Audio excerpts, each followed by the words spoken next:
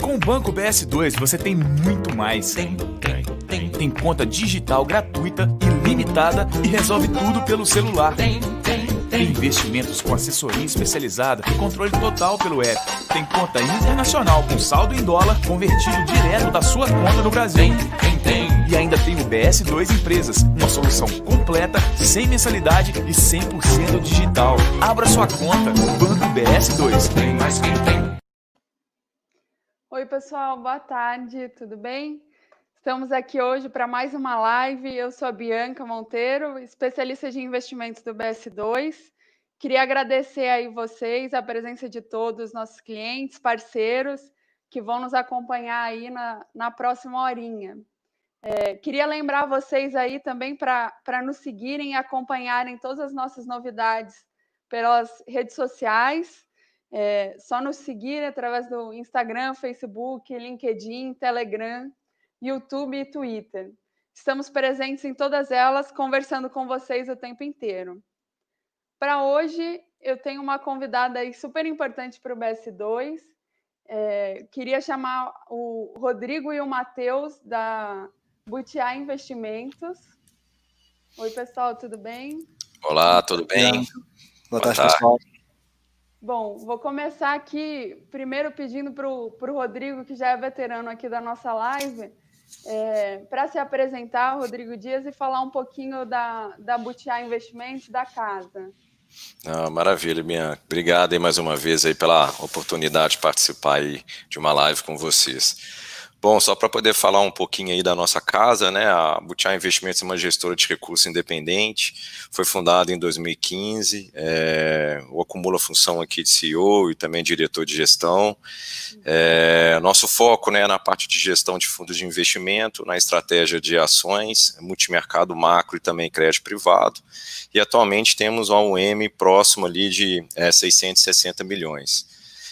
Nós somos uma partnership formada com profissionais de longa experiência em gestão de investimentos e alocamos recursos pessoais nos mesmos veículos, né, que os demais cotistas da gestora, ou seja, na mesma paridade.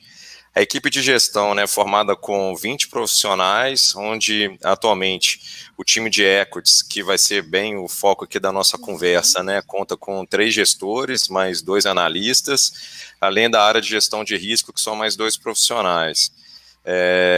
Aqui depois o Matheus vai ter oportunidade, né, para poder falar um pouquinho mais do seu currículo, mas dentre os nossos gestores, seriam eu que tenho aí pouco mais de 20 anos de experiência no mercado, o Leandro Saliba também com um pouco mais de 20 anos de experiência e o próprio Matheus com 12 anos de experiência no mercado financeiro.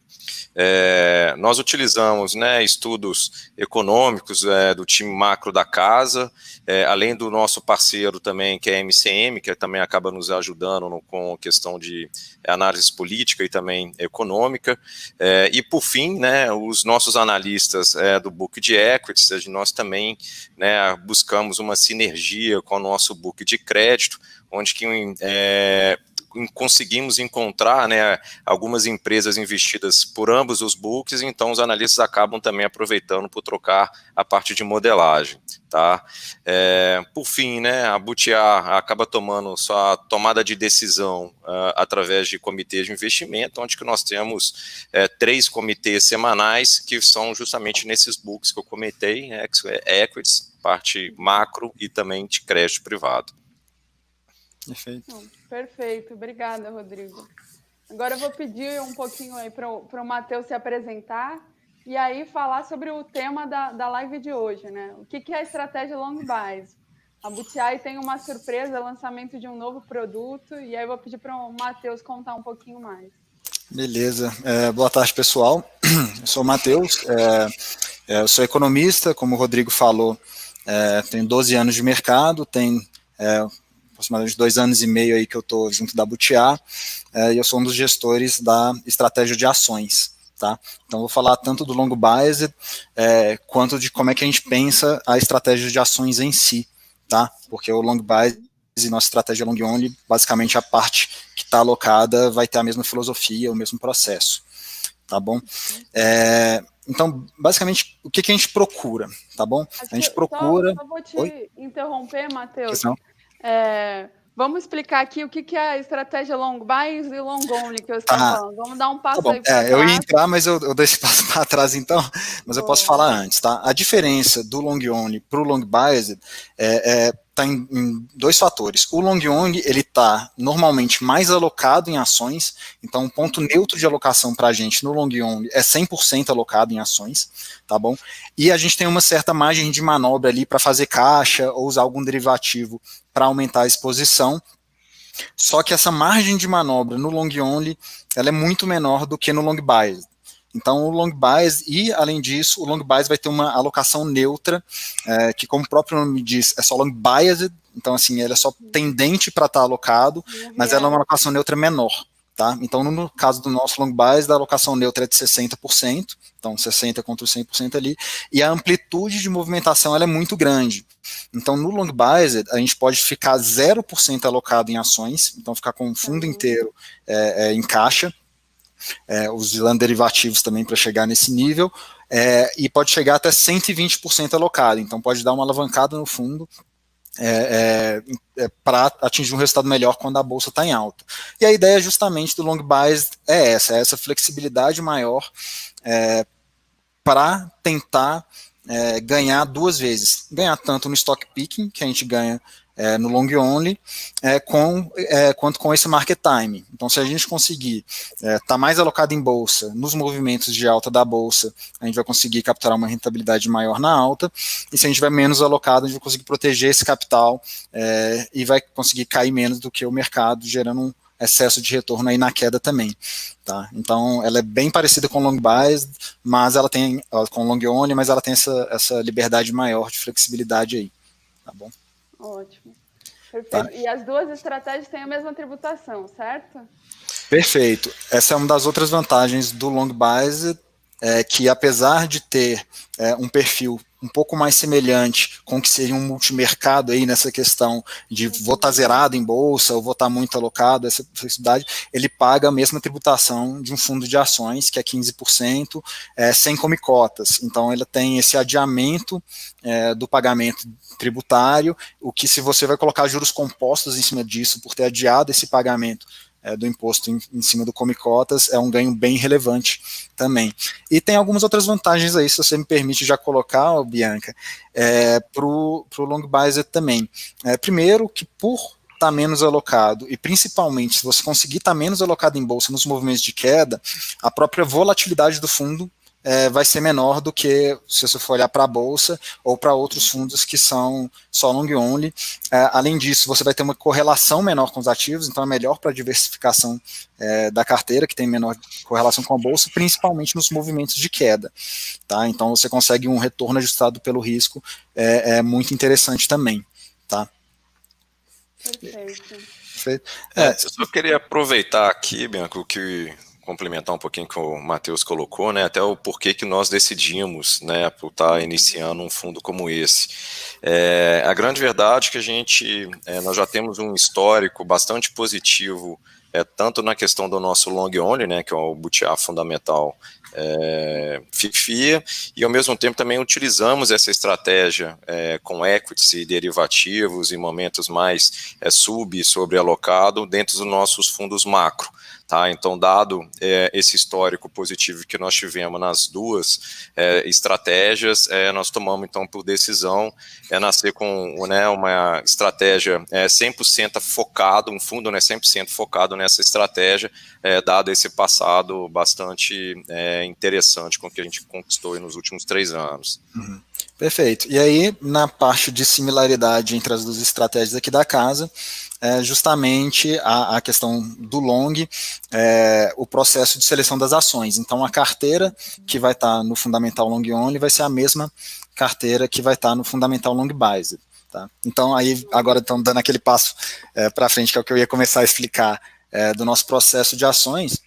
Basicamente, o que a gente procura? Tá? A gente procura boas relações de assimetria entre risco e retorno. Tá? E aí, depois, quando eu for falar da carteira, acho que é interessante de passar um pouco do cenário macro antes, eu vou entrar bastante nessa parte do que é risco para a gente, que não é só volatilidade, não é só beta, risco, na verdade, é uma outra coisa. E aí eu vou entrar nos pontos do que eles são, quando eu for explicar o processo e quais são as posições da nossa carteira. E aí, entrando também nessa questão do sub-sobalocado que o long biased pode fazer, nós vamos olhar 4 fatores basicamente para fazer esse market timing, para decidir se a gente vai estar sub ou sobalocado. Então, ciclo econômico e cenário econômico é o primeiro deles, o nível de valuation, tá, dos ativos, da bolsa em geral,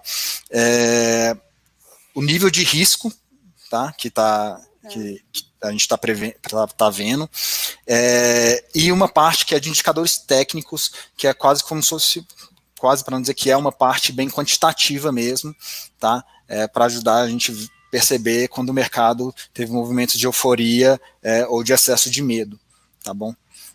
Aí, não sei, Rodrigão, você quer falar um pouquinho do cenário macro? Vamos pedir agora a ajuda do Rodrigo para dizer quais as premissas vocês estão usando aí para esses indicadores. Tá bom. Bom, vamos lá.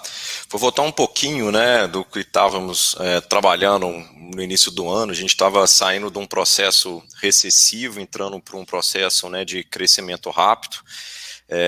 Até foi um momento dentro da nossa casa aqui de ter que mudar ali por volta entre fevereiro e março rapidamente a nossa visão. Nós tínhamos expectativa de crescimento ali na ordem de 2,6% de PIB para esse ano, para de repente, né, fazendo todas as contas, como estamos trabalhando com um PIB negativo na ordem de 7%. Tá? Com todo esse cenário, começamos a enxergar o que seria, né, um aumento de desemprego, a questão, né, da diminuição da renda, o que vem sendo suprimida, de certa forma, né, pelos programas de benefício do governo, chamado até de Corona Voucher, que de certa forma esses R$600, né, mensais, eles são bastante relevantes, inclusive está chegando na mão de 60 bilhões de brasileiros, e isso até agora, inclusive, tem feito com que, né, a nossa taxa de desemprego não tenha crescido tão forte, até porque os brasileiros, assim como nós, estão dentro de casa e não estão saindo para a rua para poder buscar, de fato, o emprego. Mas, olhando o que, de certa forma, seríamos visto nesse momento, seria uma taxa algo mais perto de 20% a 19%. Então, o que o cenário, né, nesse momento, a gente enxerga um cenário que o pior passou na nossa visão, que seria o cenário mais perto ali de abril, talvez tenha sido, olhando já os indicadores que já estão saindo para a economia, começamos a ver essa parte de emprego, começamos a ver a parte de varejo, começamos a ver também a questão, né, que a gente vê com relação de alta frequência, como com relação à parte, por exemplo, de mobilidade urbana, mobilidade nas estradas, a questão do próprio índice, né, que a Cielo acaba demonstrando que pega um pouco mais a parte de varejo. Então nós já vemos alguns setores do varejo retomando, né, com o seu nível de mais perto da normalidade, e ainda vamos ver, talvez, o segundo trimestre, uma queda muito brusca, né, dentro do que nós estamos vendo, talvez mais perto ali, talvez de 10% de queda para esse TRI. Entretanto, olhando já um pouco mais para frente, talvez ali mais uns 6 meses à frente, a gente já vê o que seria o início de uma recuperação econômica, tá? Então, pelo que a gente trabalha nas nossas modelagens, a economia voltando, né, a se recuperar a partir do final do terceiro TRI, um quarto TRI um pouco mais forte, e o ano de 2021 já então passando por uma recuperação melhor, e aí a gente projeta alguma coisa mais perto de 3,5% de crescimento para o ano que vem, e em 2022 talvez a gente voltando que era o final de 2019, né? Então o que a gente vê, o que 2021 talvez seja um crescimento de recuperação mais rápido, talvez mais no movimento de V, e a partir daí talvez um movimento de recuperação mais lento, o que o mercado vem chamando um pouquinho aí, até uma recuperação como se fosse um gráfico, um Nike, né? Então, uma coisa um pouco mais suave, tá? Olhando com essa visão, né, nós aqui na casa, obviamente, como a gente está sempre olhando 6 meses à frente, a gente já procura estar fazendo, de certa forma, essas movimentações. Então, no momento, né, o que foi de maior incerteza, né, onde que, de certa forma, as pessoas estavam, de fato, num maior grau de lockdown, tanto, acho que não só Américas, mas também Europa, o mercado, né, se mostrava-se um tanto quanto um pouco mais pessimista. Com a questão da flexibilização, nós vimos aí, né, vários indicadores saindo, tanto a Europa quanto os Estados Unidos, até mais forte, né, do que o mercado esperava. Podemos citar aí os PMIs, por exemplo, como tem surpreendido o mercado com esse contexto, e até mesmo o mercado de emprego nos Estados Unidos vem num nível de recuperação muito mais forte, né, dentro desse contexto, talvez negativo, que tinha sido traçado no início, né, da pandemia.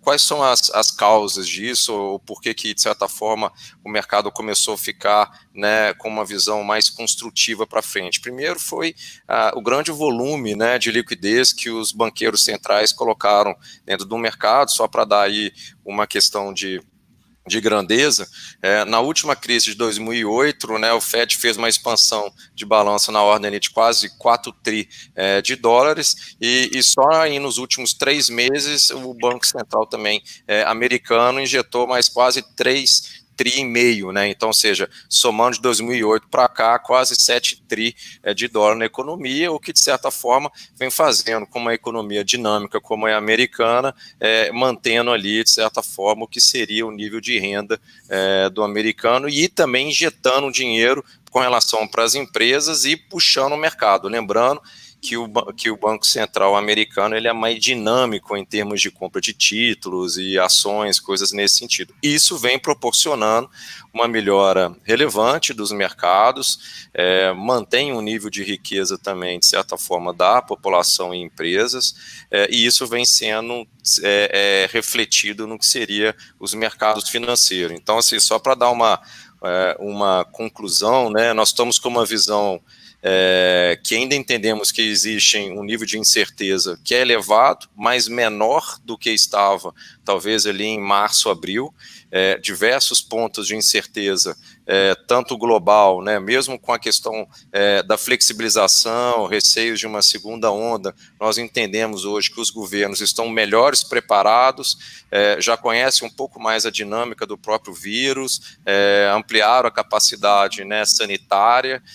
Nós temos uma diversidade de projetos, né, com relação de testes de vacina já em fase final, inclusive sendo testado em humanos, o que também acaba dando, né, uma certo ânimo para os mercados.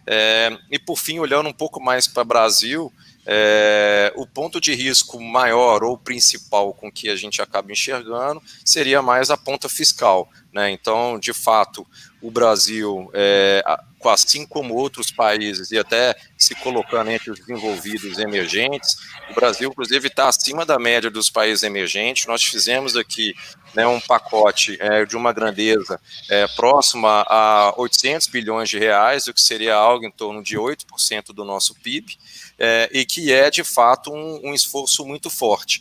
O que a gente acaba monitorando muito nesse momento é com que essas despesas que são feitas, que estão sendo realizadas nesse momento, se tornam, de fato, provisórias e não permanentes, e conforme, né, o time de economia do governo vem pontuando, parece que é o que vai acontecer. Então, no momento, olhando para o Brasil, o nosso foco principal é a gente não sair do trilho e, de fato, né, para o próximo ano, manter o teto dos gastos e uma série de outros ajustes que já vinham sendo feitos.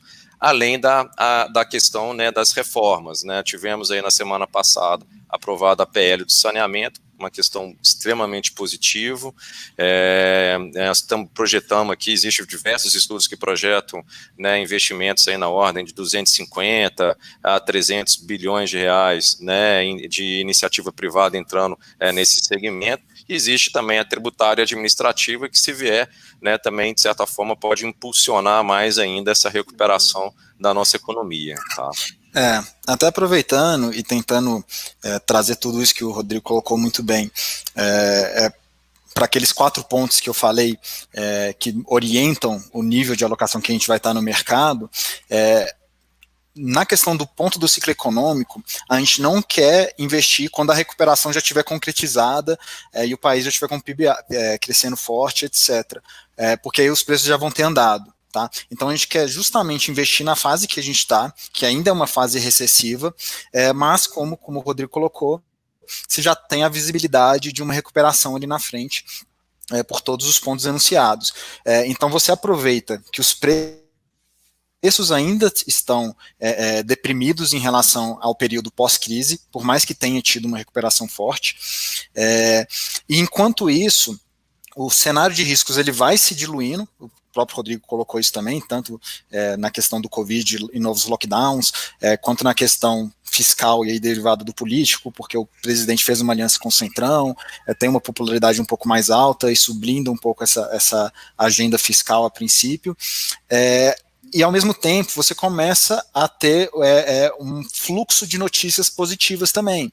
Então, um ótimo indicador antecedente, que é a confiança, por exemplo, ela já atingiu o fundo do poço e tende a começar a subir.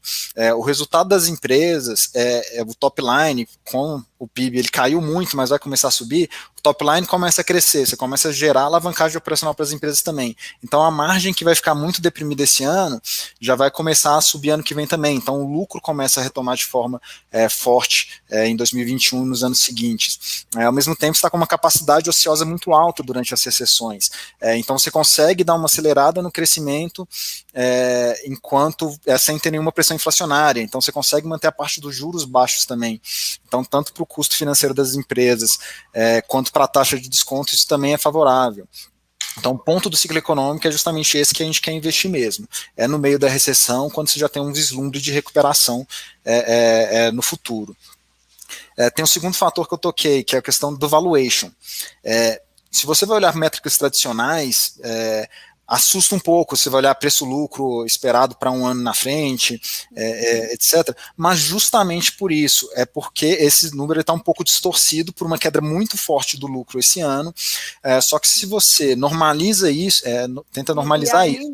Assim, ainda não vimos, né? Porque o trimestre, isso, durante a pandemia, assim, não saíram os resultados ainda, vai ser o pior impacto agora. Mas já começa a aparecer nas projeções dos analistas também. Então, para 2020 já tem uma expectativa de retração forte nos lucros. Mas aí, novamente, a longa visão para 2021 ou mais longo, normaliza isso no ROI histórico, em margem normalizadas, você vai ver que o valuation não está tão assustador assim. Entendeu? Está alto, mas não está nada desesperador ou com um excesso de otimismo já imputado. Tá? Nessa questão do valuation ainda, tem o fator de que ele pode ficar esticado mesmo, porque, como o Rodrigo falou, teve muito estímulo monetário e fiscal no mundo e no Brasil, então você tem uma migração de fluxo de alocação, principalmente no Brasil, onde você tem uma subpenetração de alocação em renda variável, tanto institucional quanto principalmente pessoa física, das pessoas procurando mais rentabilidade começarem a migrar para a renda variável. Então, isso pode causar uma pressão nos preços do mercado, independente de valuation e de cenário de riscos. Né? E aí, juntando tudo isso que a gente pontuou aqui, como valuation e nível de juros e fluxo, pesando do lado positivo, e nível de riscos, que por mais que tenha caído um pouco, ainda é alto, e indicadores técnicos ali que começam a incomodar um pouco também, a gente no momento está com uma alocação neutra, tá? Aí, Bianca, eu posso voltar na parte de como que a gente pensa as ações mesmo da carteira também, que é uma coisa que vamos lá. Como é que vocês estão traduzindo no portfólio a visão de cenário aí construtivista que o Rodrigo nos colocou? Beleza. Então, da mesma maneira que nossa alocação está neutra, o nosso portfólio ele também está com uma alocação que pode se chamar de neutra aí, dividido em duas partes. Tá? Então, tem metade da carteira que pode ser considerada defensiva, e aí tem algumas subdivisões ali dentro de perfis defensivos, e metade da carteira que seriam nomes um pouco mais agressivos, tá? E aí também com suas próprias subdivisões, tá bom? Só para explicar para o pessoal que está em casa também, como é que a gente, antes de eu entrar em quais são esses setores e quais são essas empresas, como é que a gente faz o nosso processo para encontrar essas empresas e o que a gente valoriza, o que a gente acha interessante, que é muito naquela linha que eu coloquei da assimetria de risco-retorno, e aí, nessa questão do risco, que é muito importante, o que a gente considera risco de verdade, tá bom? Porque no final das contas, para identificar essas empresas, e para avaliar, na verdade, qualquer ativo, seja ações ou qualquer um outro, basicamente você tem 3 fatores no valuation ali.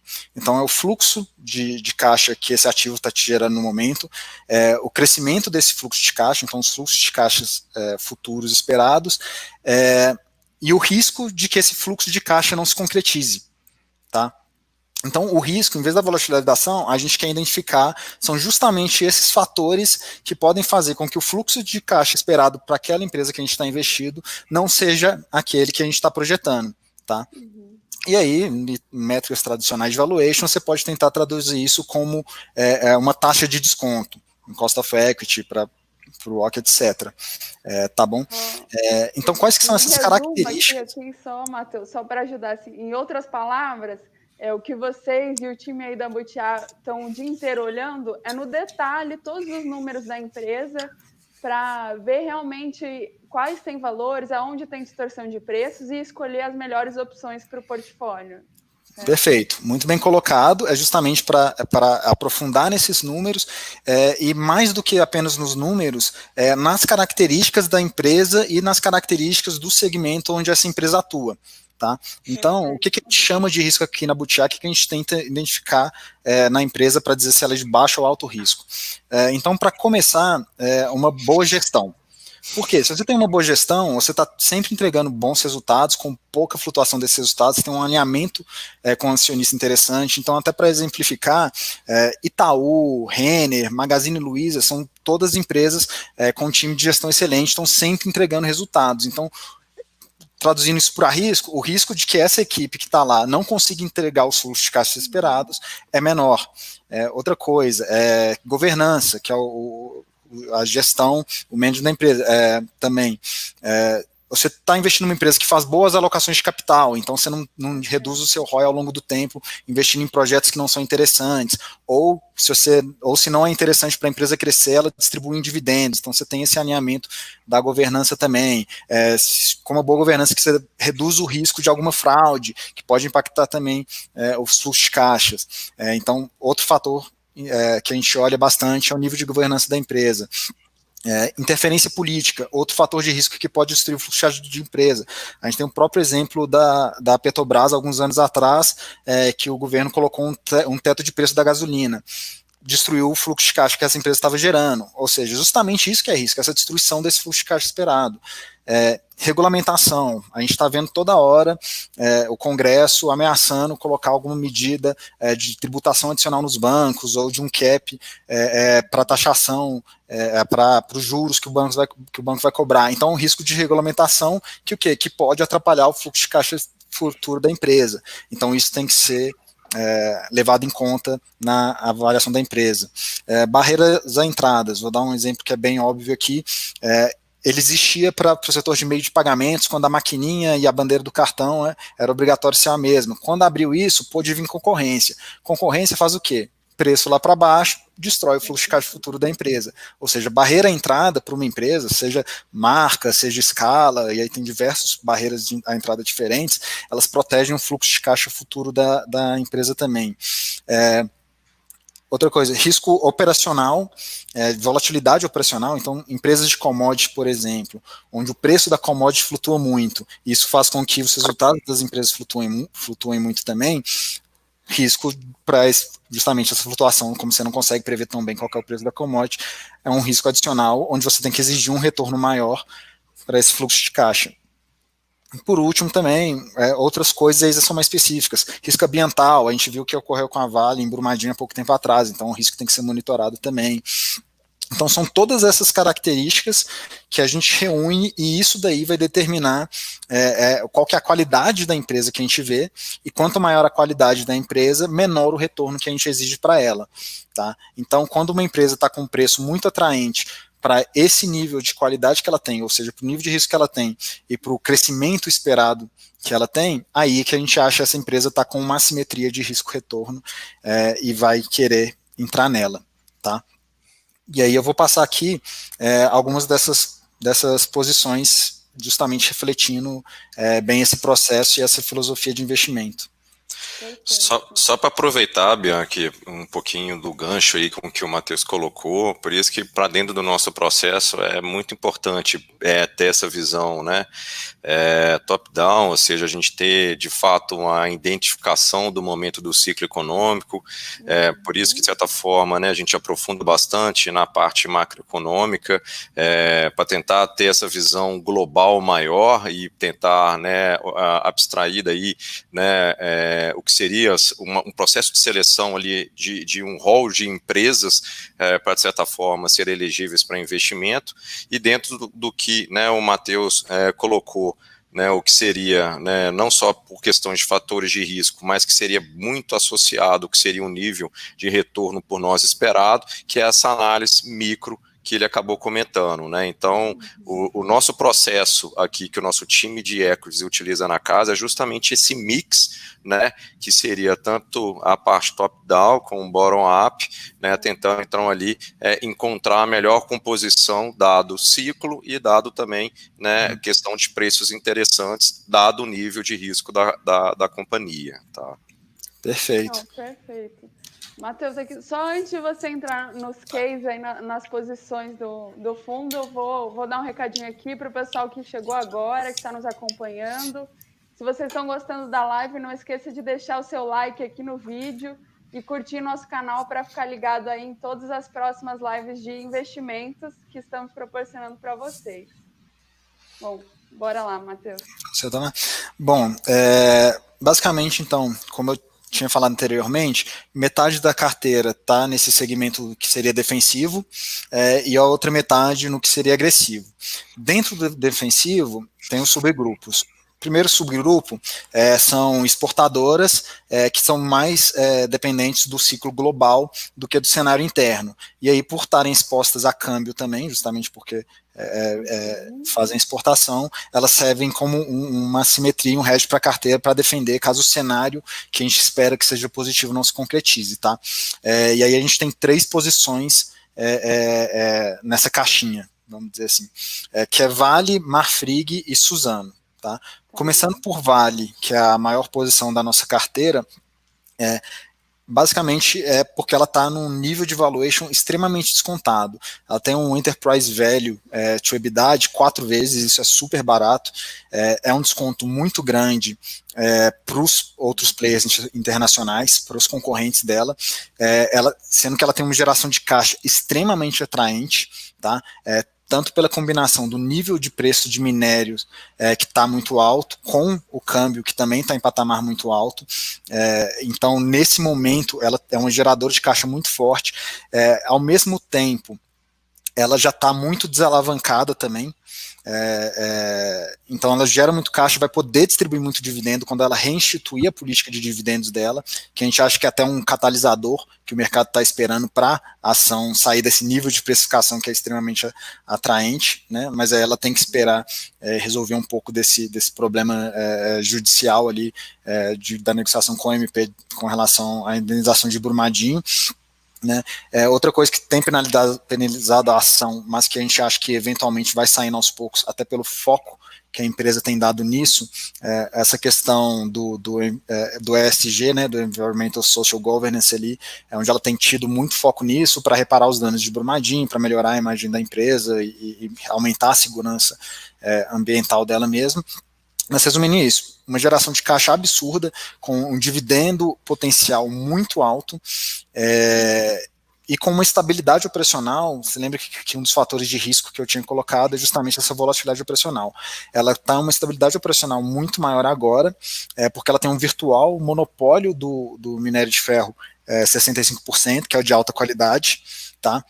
Então ela consegue controlar a oferta desse minério de mais alta qualidade, então ela consegue reduzir um pouco mais essa flutuação do preço. Além disso, por estar desalavancada, se você tiver uma queda dos preços do minério, que já é bem esperado pelo mercado, inclusive, quando ela retomar a produção dela,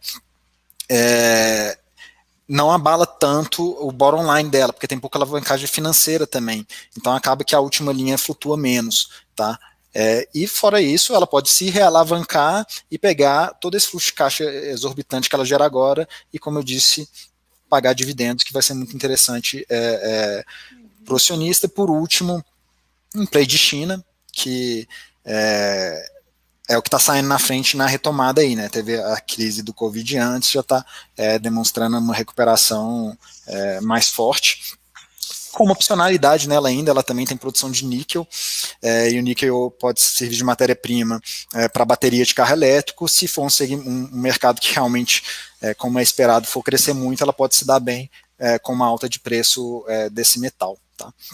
Então, primeiro papel nesse segmento, segundo Marfrig, aí um play muito mais de evento e macro mesmo, que foi a gripe suína africana que teve na China, que dilacerou o rebanho suíno que eles tinham, então fez com que a China tenha que importar muita carne para suprir a necessidade de proteína, fez com que o preço de todas as proteínas, que naturalmente são correlacionados, subisse muito forte. Frango um pouco menos, que tem uma oferta mais elástica, mas o preço da carne suína e bovina, que aí é o negócio da Marfrig, subiu muito. Paralelo a isso, você ainda tem um custo do gado, então o custo para a Marfrig, ela vende a carne que está com preço baixo no mercado e tem que comprar o gado, o preço do gado está bem baixo também.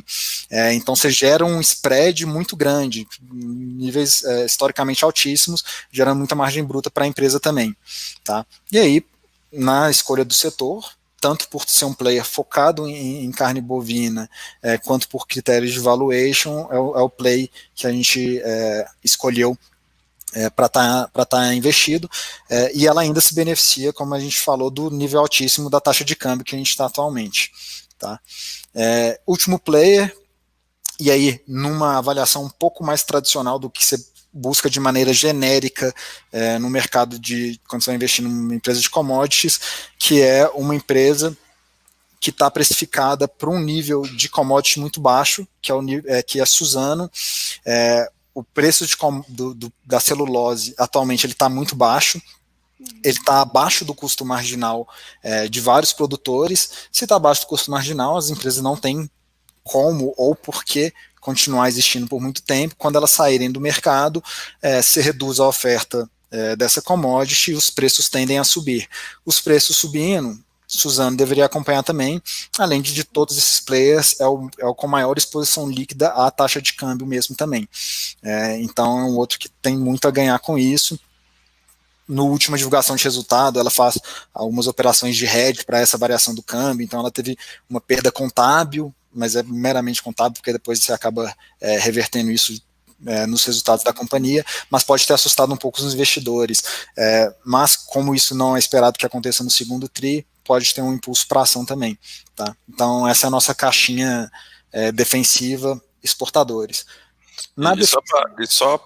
Desculpa te cortar, Matheus, só lembrando que, né, o câmbio médio do segundo trimestre ele foi superior ao do primeiro TRI, né? Então essas empresas exportadoras tendem a ter uma geração de caixa muito mais elevado, e o que foi o PETAX de fechamento do mês também foi ligeiramente maior do segundo TRI para o primeiro. Então, ou seja, o impacto na dívida dessa vez vai ser bem menor, com uma geração de caixa muito mais forte. Tá? Então, só para... Perfeito. Aí, continuando no grupo de defensivos, a gente procurou algumas empresas também que ou não são tão afetadas pelo cenário de crise, ou que até se beneficiam desse cenário de crise. Então, o primeiro exemplo disso é a nossa posição em Carrefour.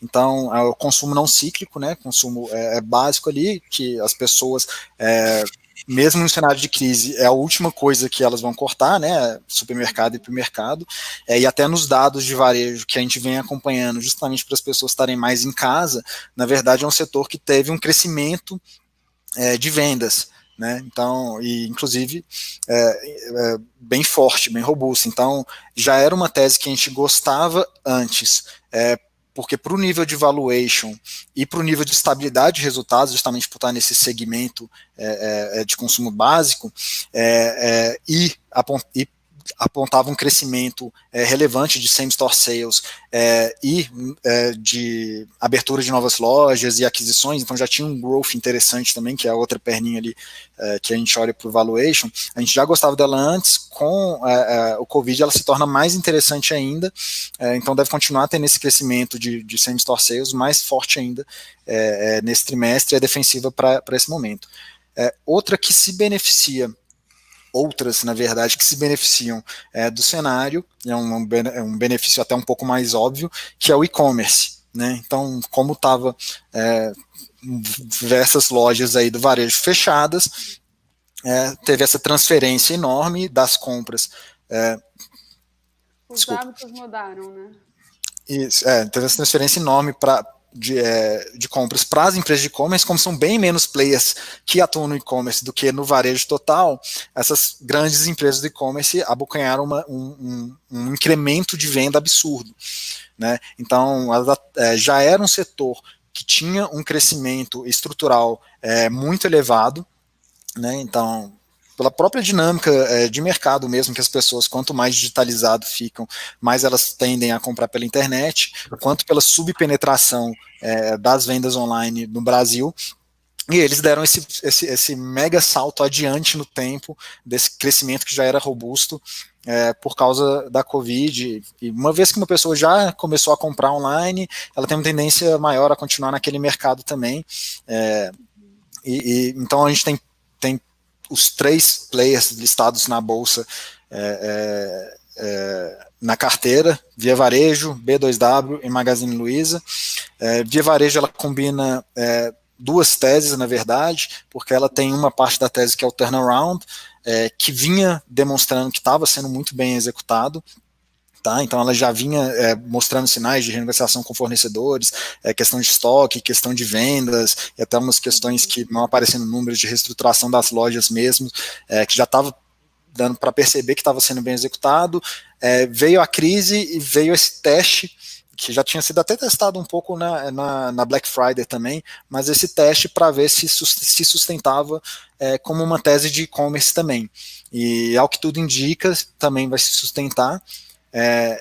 Além dos ganhos, então, do turnaround, que parece que estava sendo bem executado, ela tem todo um potencial de valorização muito grande se ela vier a ser precificada no nível das outras empresas de e-commerce, como Magazine Luiza e B2W. Então, ela tem um risco maior ali, porque ela tem que comprovar um pouco mais essa questão do turnaround, a questão do e-commerce dela, que está um passo atrás das outras ainda, inclusive em satisfação dos clientes, então ela tem um pouco para comprovar, tem um risco maior, mas tem um retorno potencial muito maior também.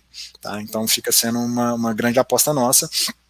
E aí toda essa tese que a gente colocou, que a gente já gostava muito do e-commerce, que apesar dos valuations parecerem esticados, o tamanho de crescimento do mercado e a possibilidade no futuro delas ampliarem a margem com mais poder de mercado e menor necessidade de investir para crescer, elas podem começar realmente a buscar esse fluxo de caixa para dentro das companhias. Então a gente gosta muito do segmento, a gente tem as outras 2 também, tanto o B2W, que é o puro e-commerce, quanto o Magazine Luiza, que tem outra característica que favorece muito, que é uma gestão mais do que comprovada ali, tá? Inclusive, a Magazine Luiza foi uma das ações que mais subiu no semestre aí da Bolsa. Perfeito. E mesmo assim, a perspectiva é positiva. Então, sem dúvida. São aqueles players que estão caros, mas não param de ficar mais caros. Muito bem. Mas é isso, então esse e-commerce é varejo, é cíclico, mas ele tem por ser e-commerce, ele acaba entrando um pouco para compor essa parte defensiva também, se tiver extensão de lockdown ou qualquer coisa assim. E aí numa parte que é mais agressiva da carteira, que eu falei que a gente estava dividindo ali, basicamente a gente está procurando players que estão em segmentos que são muito afetados, tá? Mas que eles têm fôlego para sobreviver durante toda a crise, e depois que a crise acabar, eles vão acabar até se beneficiando. Por quê? Porque como a crise para esses setores é muito forte, muita gente infelizmente, não vai conseguir sobreviver no meio do caminho, vai ter que fechar as portas, o cenário competitivo vai ficar benéfico, então elas vão poder nadar de braçada de crescimento no momento seguinte, tá? Então seriam os players agressivos aí que a gente está precisando de recuperação. Uma das maiores posições também que a gente tem na carteira, também é outra que a gente já carregava na carteira, mesmo antes da crise, porque a gente gosta muito da tese estrutural do setor, Unidas, né, Locamérica aí, em posição, a segunda maior posição da carteira também. Por que a gente gosta tanto do setor e por que a gente acha que vai ter essa consolidação também para os melhores do mercado que conseguirem sobreviver. O líder do mercado, na verdade, é Localiza, tá? Mas as vantagens competitivas de Unidas são quase as mesmas de Localiza. Então, ele, mesmo não sendo líder do setor, vai conseguir beneficiar desse cenário que eu expliquei também. E quais são essas vantagens competitivas que as três empresas do setor, Movida, Unidas e Localiza, têm? Escala. E escala nesse segmento é muito importante, por diversos fatores. Primeiro, pelo custo de captação dessas empresas que são intensivas em capital, como elas têm escala e caixa para bancar muito tempo, elas têm um custo de vida muito melhor, conseguem financiar a compra dos veículos de maneira muito mais barata. Escala para poder de compra, poder de barganha na compra ali com os fornecedores, com a montadora, então elas conseguem comprar esses veículos pelo volume que eles compram a preços muito inferiores da concorrência. Diluição de custo fixo, então pela escala, por ter o custo por carro ali, custo fixo por carro fica muito menor, dessa diluída, e canal de vendas. Elas também têm lojas próprias de seminovos, então depois que o carro foi utilizado na operação, elas têm canal de venda para conseguir vender esses carros sem ter que queimar a margem demais. Então essas vantagens competitivas vão fazer com que elas, já faziam com que elas se sobressaíssem no mercado e abocanhassem todo o crescimento do mercado, que não era pequeno e a gente não acha que vai ser pequeno, elas ainda ganhando share, então elas cresciam acima do mercado por causa desse grande share, então teses de growth. E é um segmento que, como a gente falou, vai ser muito afetado, porque Uber, transporte, compra de carro, realmente, as lojas seminovos fechadas também, então realmente a demanda por alguns segmentos delas caiu muito, vai ter que fechar a porta de algumas de estrutura menor. Tá? Elas ainda têm um outro segmento que é a gestão de frotas. Tá? Esse segmento deve crescer muito. Isso daí é o que? A empresa que faz uma locação de veículos por um período um pouco mais alongado. Na perspectiva das empresas que estão fazendo essa locação de frota, é muito interessante na questão de custo e também na questão de liberação de capital, então elas têm todo o incentivo para fazer essa troca, e é um mercado extremamente subpenetrado ainda, né, acho que 8,5%, 9% só das empresas que têm a frota terceirizada, então tem um enorme segmento de mercado, com muitas empresas caminhando para isso, que essas três principais empresas podem abocanhar. E aí, por que Unidas e não Localiza? É simplesmente uma questão de valuation. Como eu disse, elas têm muita semelhança nas vantagens competitivas. Localiza, por ser maior, tem que ter um prêmio, sim, mas a gente acha esse prêmio exagerado, a gente acha que vai ter um fechamento desse gap, então nossa aposta nesse segmento é Unidas. Tá? A gente tem um case extremamente semelhante com esse de Locamérica, que é JSL. Então, JSL tem ali dentro Movida, que é a mesma tese de Unidas, e tem também Vamos, que é uma tese muito semelhante também, mas é para veículos pesados, e tem uma diversificação de receita ali, que ela também tem logística, só que essa logística ela fica relativamente protegida por diversificação de clientes também. Então, outra tese muito parecida com o de Locameric que a gente também está apostando. Tá? A gente tem mais alguns players nesse segmento, e só para fechar, sem entrar em detalhes de nenhum papel, a gente também tem uma posição ali no segmento de infraestrutura, que a gente acha que vai ser o foco do governo. Para reerguer a economia, ele vai ter que atrair investimento privado, então as concessões que vão surgir, elas vão ter que ser bem regulamentadas, ele vai ter que demonstrar uma predisposição a seguir muito bem os contratos, igual está demonstrando agora, sinalizando que vai ter rebalanceamento para as concessões que foram afetadas pela pandemia, e aprovou o marco do regulatório de saneamento, então também é um segmento que a gente está bem de olho, tá? Não, perfeito. Obrigada, Matheus, aí pela super explicação. Acho que vamos começar aqui as perguntinhas, senão não vai dar tempo. Nossa primeira pergunta, do Maurício Pisani. Ele quer saber se um fundo long buys, por trabalhar alavancado, ele pode ser considerado um hedge fund? Posso responder essa? Vai lá, pode ir. Cara, não sei, é bom você até me ajuda com essa resposta, Rodrigo. Porque, assim, não existe essa classificação CVM ou Ambima aqui no Brasil, eu acho exatamente do que para ser chamado um hedge fund. Fazendo analogia com os fundos americanos, os hedge funds americanos, é semelhante, mas o hedge fund ali americano seria o que mais ou menos seria os multimercados nossos. Por lá também tem muito mais essa tradição de equity, acaba que os hedge funds americanos eles trabalham muito essa questão do equity um pouco mais do que os multimercados brasileiros trabalharam, tá? Mas é semelhante, mas sim, somos semelhantes ao que seria um hedge fund americano também, mas o que talvez seja uma tradução um pouco mais próxima seria multimercado. Eu só queria complementar, porque em tese, né, a questão do long buys, ele tende a ser até mais conservador do que, de certa forma, um long only, né, como o Matheus comentou, por exemplo, pegando o caso Butiá, os nossos long only, o neutro é 100% né, net long, né, enquanto que no nosso long buys, o nosso neutro é 60% net long, então, ou seja, em tese, em se tratando de momentos neutros, nós estamos com o nosso long buys menos alocado em ações, né, trazendo menor correlação com a bolsa e menor volatilidade. Então, em tese, ele seria, né, para quem quer entrar no mercado acionário, né, conseguir capturar boa parte da alta, mas ao mesmo tempo, né, ter instrumentos com que os gestores acabam utilizando para poder se proteger de uma maneira muito mais ampla do que, de certa forma, você teria num fundo de ação tradicional, que, de certa forma, o regulamento te trava um pouco mais, tá?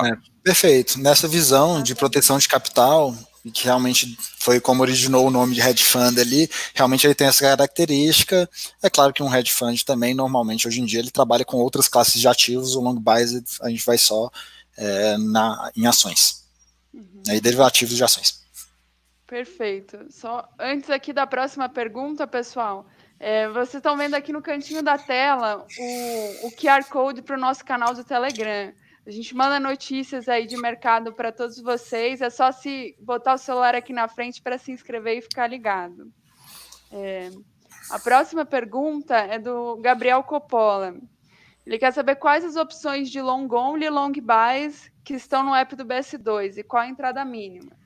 Vamos lá, já vou aqui iniciar que todos os fundos da Butiá estão no app BS2 disponíveis. E aí, fala, Rodrigo, os dois são Butiá fundamental. Para a gente aproveitar, né, a questão aqui, né, do stock picking que a gente faz, né, no nosso long only, a gente, de certa forma, cresceu a família de fundos, então os dois carregam o nome fundamental, tá? A diferença é que o long buys, né, vai estar o long buys expresso no nome do fundo, tá? E com relação à parte, né, do investimento inicial, ele é bastante democrático e acessível, porque o mínimo inicial é de R$500, sem qualquer outro mínimo de movimentação, tá? Basicamente o nome é Butiá Fundamental FIA e Butiá Fundamental Long Biased FIN, eu acho. Isso. Perfeito. Bom, a próxima pergunta acho que a gente já respondeu, mas do Bertoldo, mas estes fundos citados aqui hoje estão disponíveis na carteira do BS2? Sim. Já estão lá no app. A única ressalva aqui é que, como o fundo é novidade, ele ainda tem que esperar um pouquinho para poder mostrar o histórico, né? Perfeito. Mas tanto os fundos de crédito quanto de ações multimercado, estão disponíveis no aplicativo. Vamos lá. Quarta pergunta é do Rafael. Ele fala aqui, ó, a bolsa não subiu demais. Como vocês veem o risco de uma nova queda forte na bolsa ainda esse ano? Tá, deixa eu só tentar aqui essa aqui, Matheus, só para colocar, você me complementa, por favor. A gente procura, de certa forma, dentro da Butiá, dar menos peso ao curto prazo e mais peso ao longo, tá? Obviamente que é muito difícil a gente aqui tentar prever algum tipo de qualquer correção técnica que pode acontecer, de fato, né, do que foi do momento mais baixo, ou seja, do low ali da Bolsa.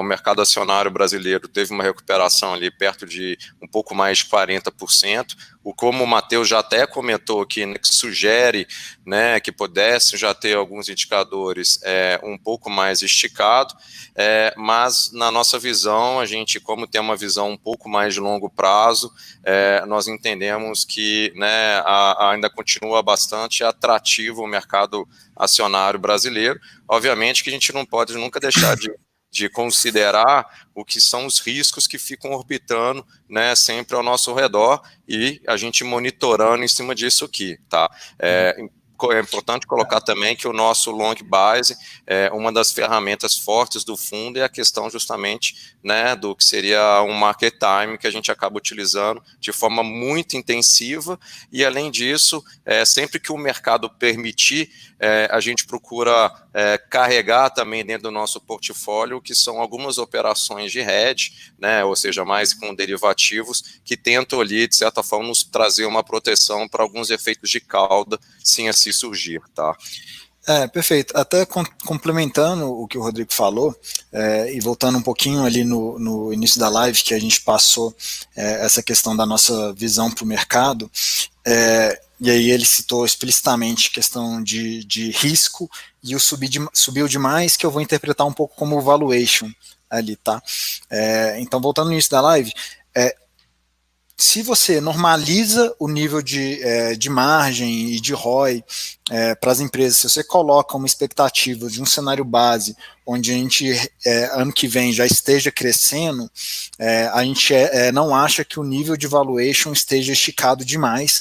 Essa questão de subiu muito rápido, não subiu, isso daí pesa um pouco no aspecto técnico, que a gente tenta pegar na nossa parte quantitativa ali, porque pega muito o emocional do investidor ali, de euforia e desespero.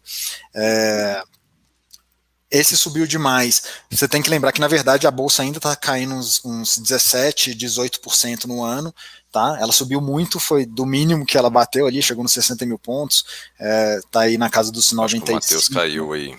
Eu caí? Bom, só se for para complementar. Você está me ouvindo, Rodrigo? Eu estou ouvindo. O Rodrigo, acho que. Bom, voltando, nessa questão do valuation, saiu de 60, já está no 95, 97, mas ainda tem uma queda no ano, e se você for normalizar, então, alongar essa visão de valuation, por mais que os múltiplos atuais estejam esticados, é muito mais porque os lucros atuais e expectativas para esse ano estão muito deprimidas do que porque a bolsa está em preços exorbitantes. Então, o nível de valuation não é nosso maior medo. No segundo ponto que ele tocou, que é a questão do risco, sim, o risco é alto, tá? Porque tem... mas reduziu bastante, né, que seriam os dois principais riscos, né, uma segunda onda de Covid, que forçasse o mundo a ter que fechar a economia de novo, isso seria bem desastroso. Tem algum risco da economia não se recuperar tão rápido, mas é menor do que esse risco do Covid, e no cenário local, é o risco fiscal. Então, se o governo abandonar a agenda fiscalista e o controle dos gastos fiscais, aí realmente você pode se preocupar muito mais com a bolsa, porque o nível de juros vai subir muito, a recessão econômica vai ser mais profunda, mas parece que o governo tem tomado os passos para reduzir um pouco esse risco fiscal. Tá? Então, assim, um nível de riscos alto, menor do que já esteve no início da crise, mas em combinação com o ponto do ciclo econômico, que a gente tocou lá no início também, que vai permitir uma retomada no ano que vem, a gente está com uma alocação neutra. Então, risco alto, valuation neutro e ponto do ciclo econômico favorável, vamos dizer mais ou menos assim. Tá? Faz a gente ter a alocação neutra, combinação. Não, perfeito. Eu vou aqui, só puxar a última pergunta, e aí, que essa que é importante, a gente já falou, mas vale reforçar. Do Léo Belém, qual o valor mínimo para investir nesse fundo? A gente já falou aqui o mínimo de R$500 e sem valor mínimo de movimentação. E aí eu já vou emendar com a minha pergunta para as considerações finais aqui, que é o porquê investir no Butiá Long Bias. E aí encerramos. Tá, bom, eu acho que essa é uma ótima pergunta, né? Eu acho que o ponto principal aqui é, como o Matheus colocou, o momento do ciclo. Eu acho que o momento do ciclo é extremamente favorável para o mercado acionário brasileiro, seja porque nós estamos num menor patamar de juros histórico, o que de certa forma acaba, né, trazendo aí uma atratividade maiores para investimento de risco.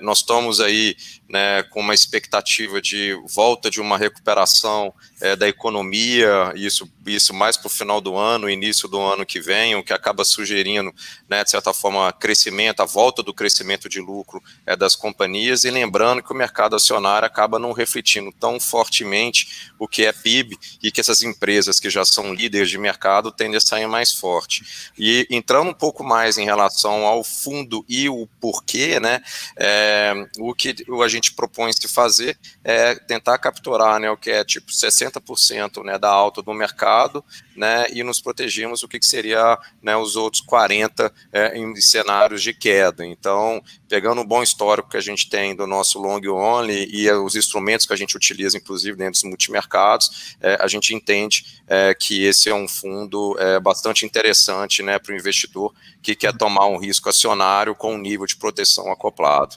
Perfeito. Só para finalizar aqui nessa questão de vantagens long bias, a bolsa está muito volátil. Ela está muito volátil por quê? Porque tem muito potencial de valorização, só que ao mesmo tempo tem um nível de risco muito, muito alto.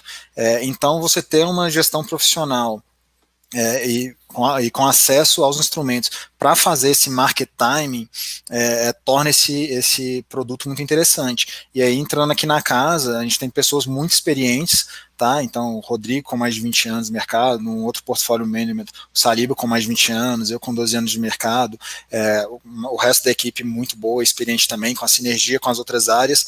Você ter essa equipe para tomar conta e fazer esse market timing numa bolsa com tanta incerteza e tão volátil, fica interessante também, tá?